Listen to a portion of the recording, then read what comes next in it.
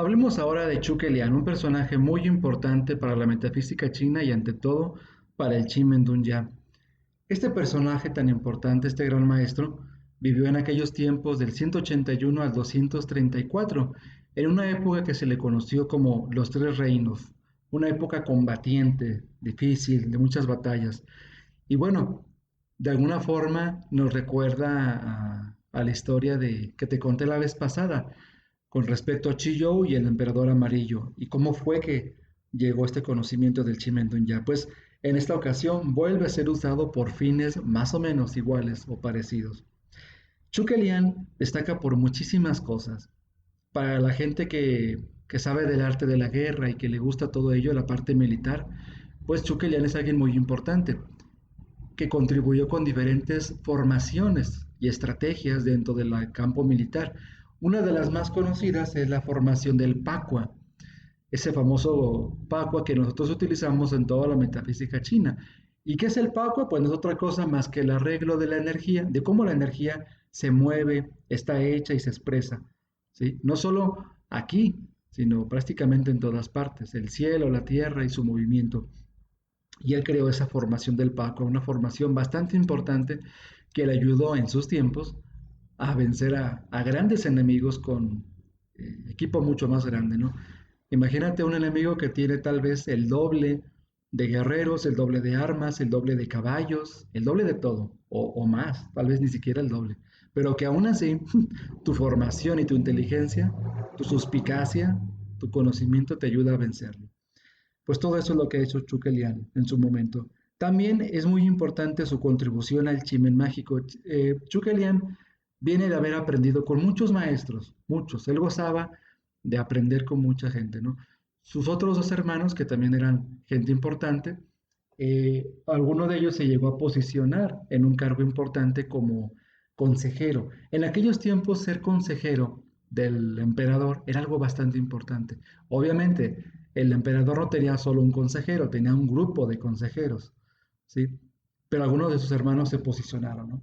Y él todavía se guardaba. Entonces él tuvo el tiempo de ir con muchos maestros de su época, taoístas muy importantes, de meditación, de metafísica y de muchos conocimientos muy profundos. De tal forma que todo lo fue amalgamando para ir creando cosas.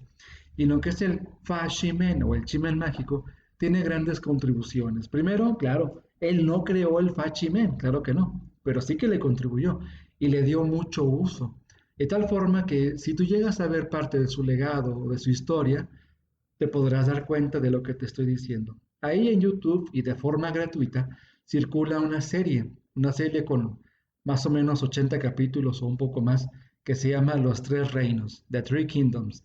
Está en chino, pero tienen subtítulos al inglés. Bueno, quién sabe si ya para este momento ya tenga hasta en español. Ojalá, ¿verdad? Te lo recomiendo mucho. Y ahí viene mucho de Zhuge Liang. A partir del capítulo veintitantos, él aparece y se ve todo ese encuentro. ¿Qué más aportó Zhuge Liang a todo lo que es este mundo de la metafísica y más al Chimen Dunya? Aportó mucho el conocimiento del Chimen espiritual.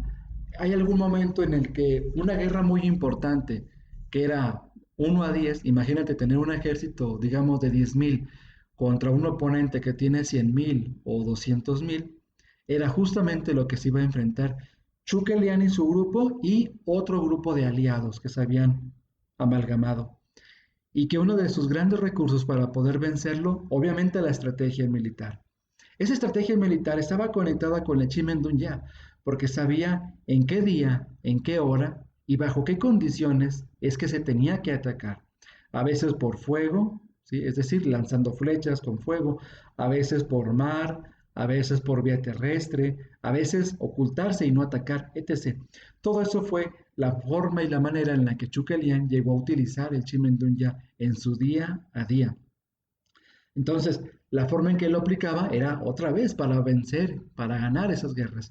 Y buscar ganar esa guerra tenía un fin bueno, que los buenos tiempos regresaran a China, que hubiera buenos reinos, que ayudaran a toda la gente y que todo fuera en paz y en armonía.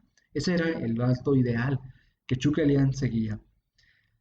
También él se encargó de generar muchos inventos. Justamente en esta misma guerra tuvo que desarrollar algunos inventos. Uno de ellos fue un buey de madera, un buey que les servía para transportar cosas, guardar explosivos, guardar diferentes cosas. Hay muchos, en algún momento yo creo que tendremos que hablar en específico de esos objetos, pero uno de los que más sorprenden y que sí tienen que ver con el Chimendunya son las lámparas de Kunmin. De hecho, llevan su nombre, Kunmin. Son unas lámparas que tal vez las hayas visto en algún anuncio o en algo. Son lámparas que se encienden y se van hacia el cielo. Son globos que se van hacia el cielo en forma de lámparas y que tienen ideogramas puestos a los lados. Bueno, déjate cuento un poco de cómo fue esta historia. Chukelian había mandado un gran grupo a expedicionar porque todavía estaban en esa conquista de terreno, de lugares, y había dejado una muy, pero muy pequeña cantidad de guardias ahí en la ciudad en la que él se encontraba. Tenía ya para ese entonces a un enemigo en el bando contrario llamado Sima Yi. Sima Yi era un buen estratega, eh, sin embargo no era tan genial como Chukelian, y ahora lo vas a entender por qué. Resulta que él llegó con todo este gran ejército y Chukelian solamente tenía un ejército tan pequeño como para abrir las puertas, mantener un poco el control de la población y nada más. O sea, pero no tenía fuerza de personas para poder contraatacar o ni siquiera defender a la pobre ciudad. Entonces, ¿qué fue lo que hizo él? Primero, antes que nada, como siempre por las mañanas, él hacía una adivinación.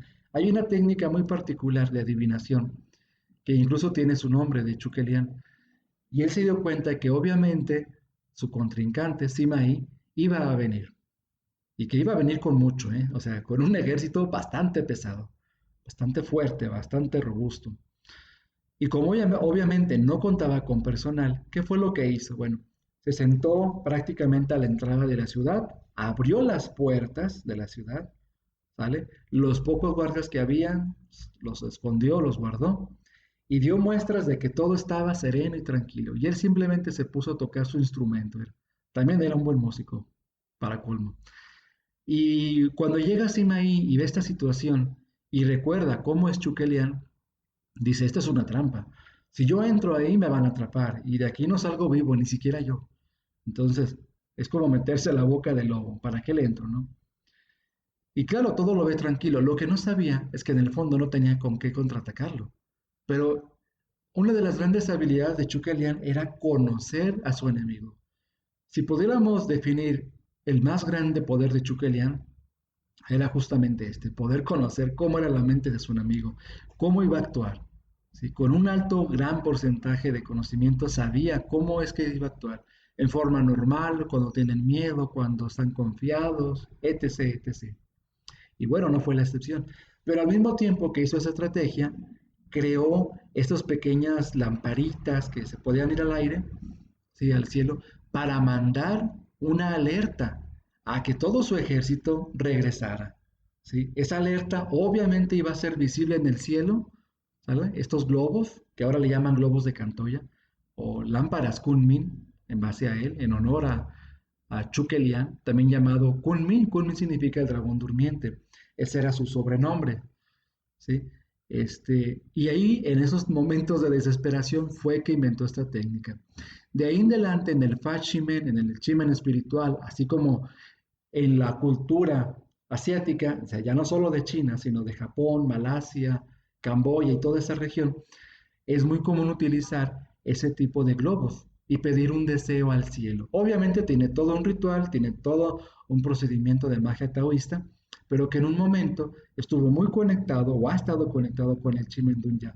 Así es que esto fue usado para avisarle a todo su personal que regresara inmediatamente, ¿no? En caso de Chukelian era muy previsivo.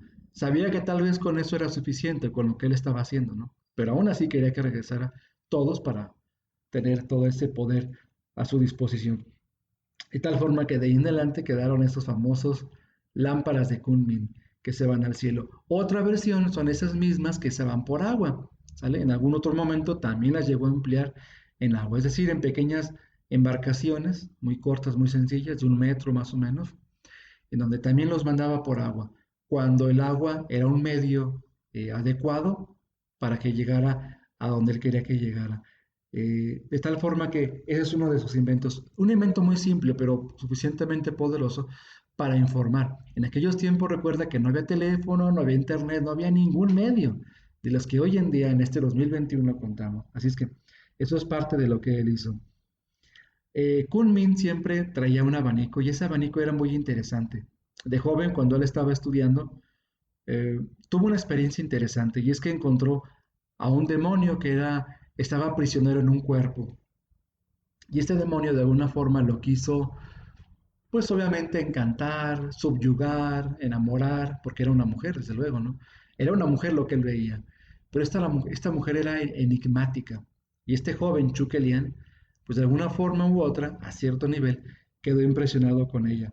Cuando fue y le contó esta historia a su maestro, o se dio cuenta, pues obviamente lo regañó y le dijo que tuviera cuidado porque era un ave fénix, era un ser mítico que estaba guardado justamente ahí, en ese cuerpo de mujer, porque había recibido un castigo. ¿Sí? En otro momento será para contar esta historia a profundidad.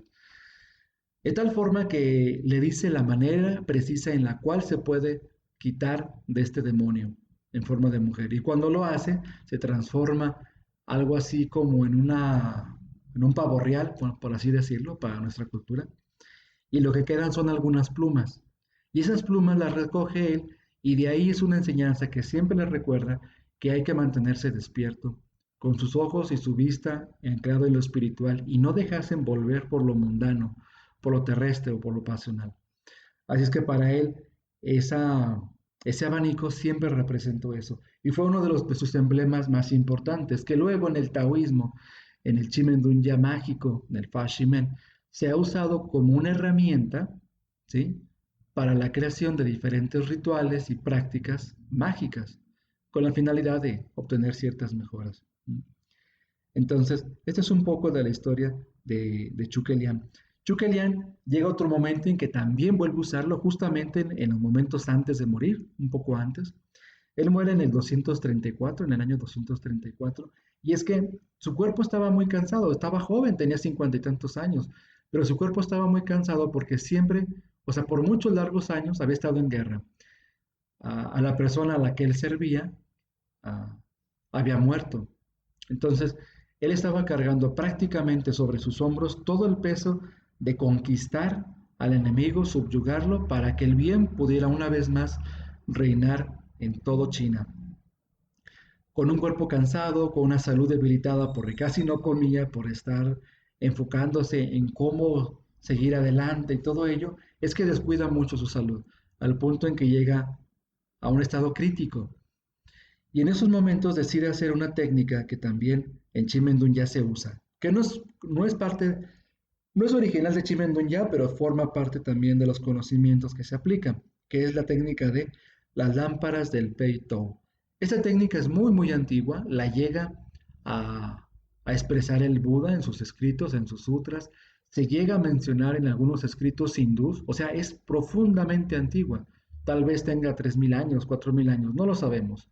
Se pierde en la noche de los tiempos el uso de esta práctica antigua y su uso primordial en aquellos tiempos era prolongar la vida.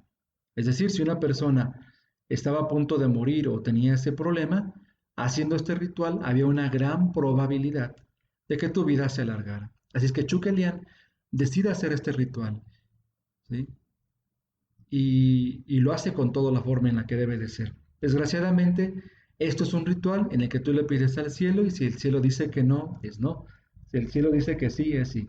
Y al parecer su tiempo ya le había llegado. Entonces, aún a pesar de que hace este ritual, no consigue lo que buscaba, termina muriendo a la edad de 54 años aproximadamente, si mal no recuerdo.